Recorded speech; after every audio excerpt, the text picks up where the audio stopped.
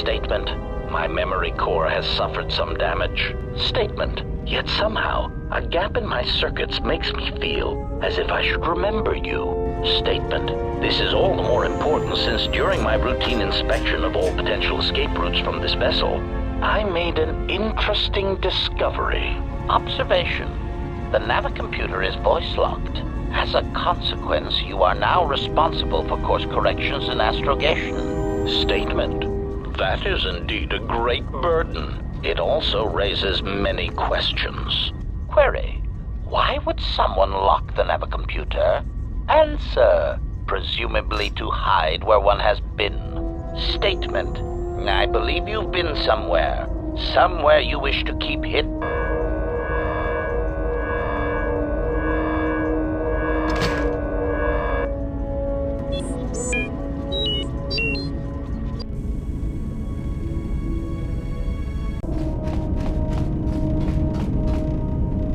Statement. Master, if you could indulge me for a moment, I must express some degree of irritation at your actions. Perhaps my anticipation of working with one who served at Malachor 5 was too high, but you are countering all those expectations. Statement. Well, all your behavior up to this point suggests either strong atonement or confirmation that the atrocities attributed to you during the war were in fact accidents.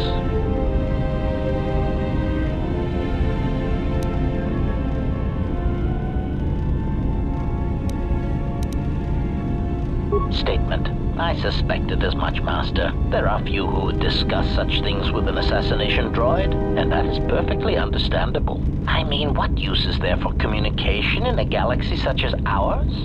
Understanding might be achieved, or sympathies might be gained by such callous acts. You are right to remain silent about your past. I have seen the damage that repressing such things brings, and it is far preferable to share such traumas.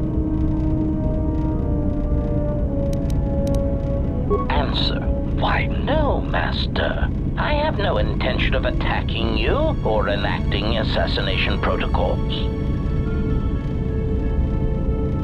Answer. Why? Because your actions then and now are related, and I feel I need some context. I confess to being somewhat needy that way. Statement. Sometimes, Master, it is difficult for meatbags to step back and gain some perspective on death and its importance in their insignificant lives. Explanation. You see, Master, assassination is such a versatile tool. I have seen the removal of a single target have far-reaching consequences for a nation, world, even a galaxy. The repercussions of even the smallest lives, whether dead or alive, can have profound implications on history. But surely you realize this. Statement. Why your own life, Master?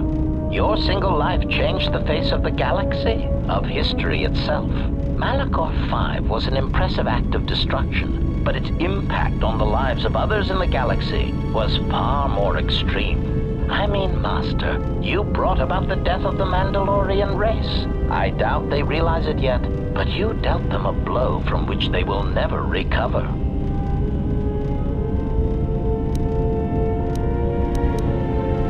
Retort. Oh, Master, I am attempting to justify nothing, merely making an observation. Nothing would change the fact that I derive pleasure from ending the lives of others. I was only trying to bring death and its impact to your attention. Statement. More questions. Wonderful.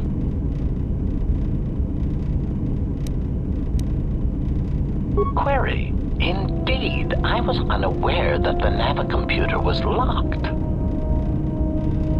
Statement. Yes, I heard it was voice printed. Most curious. Statement. I suppose so, Master, but I would need to know who voice locked it. And regrettably, I do not have that knowledge. It seems to me that we will have to accept the T3's astrogation abilities for the time being. It is a very loyal and dependable droid for its class. Statement. Ah, more questions. Wonderful.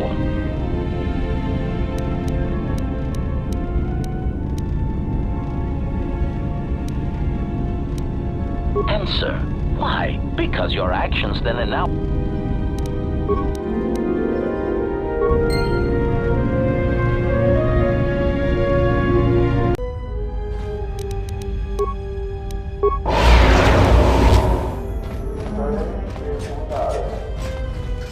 Diagnostic. For some reason, I cannot fire. Obvious statement. This was not anticipated. I am attempting to access my weapon systems, and I cannot. Alarmed embarrassment. If this gets back to the other units, we will be decommissioned.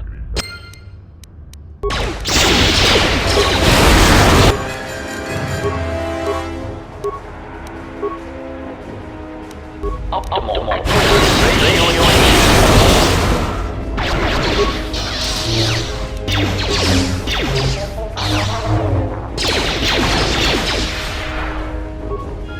Systems failing, Master.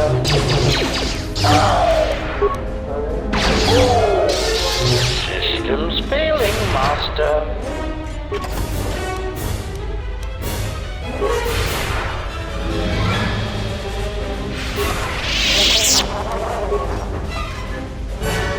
Query, is there someone that you need killed, Master? Statement. Master, assassination is my primary function. It is only expected that when you speak to me, it is to give me the order to kill.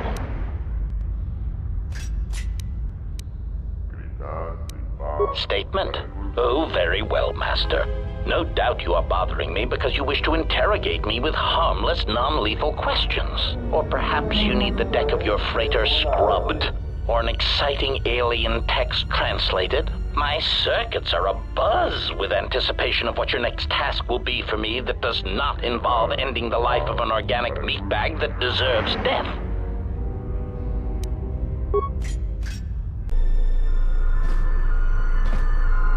So you've returned.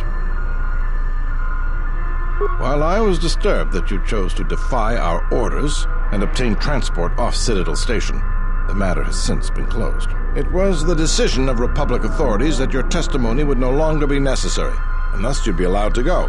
But as we discovered, you had already left. In some ways, it was lucky for us, avoiding a possibly embarrassing situation. Why does the Republic do anything? The head doesn't know what the feet are doing. The hands don't even know they've got fingers, let alone where they are. My opinion. They probably performed their independent investigation and figured it wasn't your fault. Anyways, you should just be glad I decided to overlook the fact you escaped arrest. Yeah. And if there's nothing else, I've got a job to do. What is it? I see. And where and when did you kill them? I see. Well, you certainly earned the bounty on those two dangerous criminals. Here it is. I think you'll find the amount more than adequate. The TSF once again thanks you for your cooperation.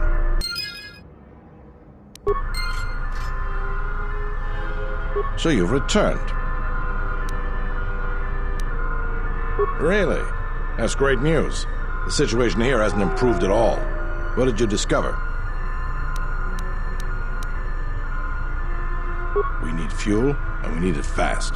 I'll bring this up with the Telosian Council and urge them to broker a deal with the droid planet. Now, I believe I gave you my word that there would be a reward for information leading to the establishment of a fuel source for the station. Never believed for a moment that you'd actually be collecting it. But I'm a man of my word, so here you are. Now, I've got to send this information to the Council right away.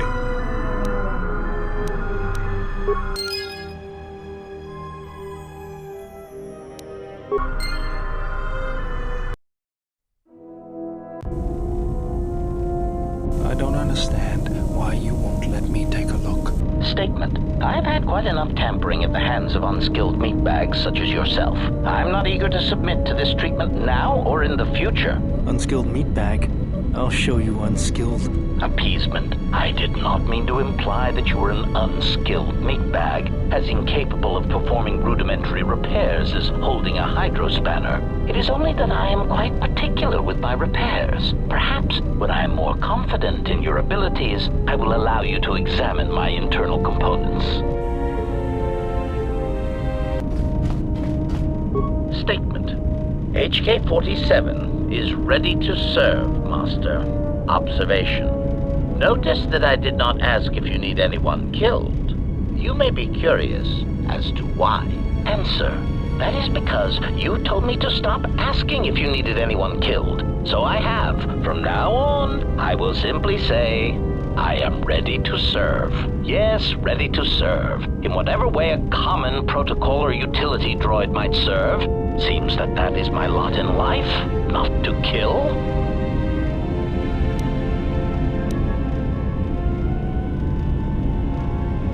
Answer. It is a start, Master, and as such is acceptable. If you happen to change your mind, however, I feel I must tell you, I will gladly kill anyone you ask. Please, I beg you, just a quick death, a little one, to tide me over until the next firefight we're in. Combat is nice, but the stalking of prey is far more enjoyable.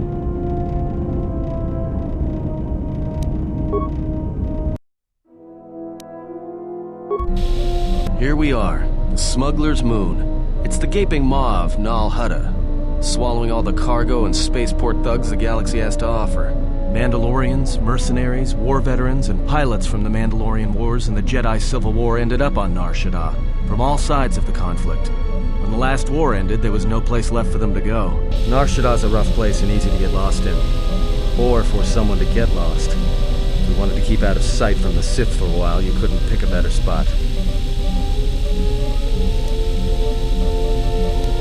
It means glorious jewel in Huttese, but don't let that fool you. It's the central breeding grounds of the Hutts. Nar Shaddaa orbits it. Nal Hutta's as slimy as the Hutts. Lots of swamp and bloated gas. It's where those slugs reach out and grab chunks of the galaxy. Trust me, we're not going to go anywhere near the place unless we want to be washing the stink out of our clothes for the next few years. That bad?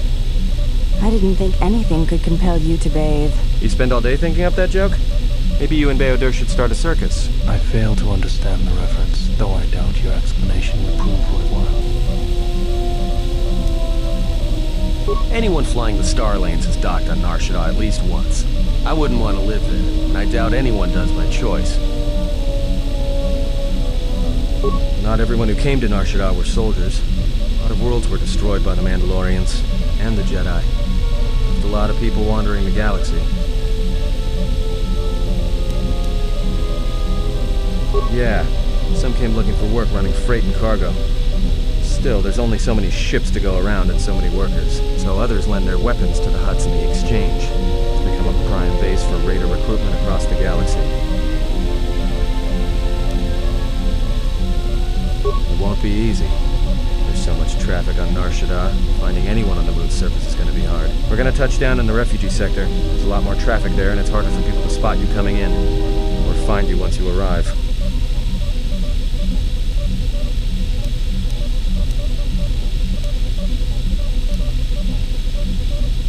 Shouldn't be too hard. There's so much traffic on Nar Shaddaa, finding anyone on the moon's surface is going to be hard. We're going to touch down in the refugee sector. There's a lot more traffic there, and it's harder for people to spot you coming in, or find you once you arrive. Not everyone who came to Nar Shaddaa were sold. I've plotted a course for the refugee sector, and we should touch down within the hour. Once we're down, we should finally be able to breathe easy. There's no way anyone's going to find us here.